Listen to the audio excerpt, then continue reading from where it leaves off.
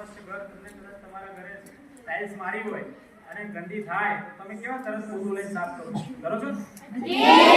એવી શાળામાં પણ આપણે દેખાવું જોઈએ, એવું રસ્તા ઉપર પણ આપણે કંઈ ફેંકતા હોઈએ છીએ ખાઈને, બસમાં જતા હોઈએ ને બસમાં મુસાફરીમાં આપણે કાગળ કચરો ગમે તે ફેંકતા હોઈએ, આપણે ખાઈને નાખતા હોઈએ, થેલી પણ નાખતા હોઈએ, કેળાના છોતરા પણ આપણે રસ્તામાં ગમે તે જગ્યાએ નાખતા હોઈએ, પાછળ જવાવાળો વ્યક્તિ એ લપસી પડતો હોય. એટલે દરેક વસ્તુ આપણા માટે જીવનમાં ઉતારવા જેવી છે. આને કહેવાય છે કર્તવ્ય બોધ. એટલે કર્તવ્ય શું કાર્ય કરવાનું છે અને એના ઉપરથી આપણે બોધ મેળવવાનો. એટલે અહીંયા તમે બેઠા છો, 6 થી 8 ના છે, 1 થી 5 ના છે, બધા જ બાળકો અહીંયા બેઠેલા છે. પોતાની ફરજથી સ્વચ્છ સવારમાં કર્તવ્યમાં આપણે સવારે નાવું ધોવું, શૌચ ક્રિયા કરવી, ભગવાનને અગરબત્તી કરવી, પછી ગુરુજીને પગે લાગવું, માતા પિતાને પગે લાગવું, આપણા ભારતીય સંસ્કૃતિના આપણા સંસ્કારો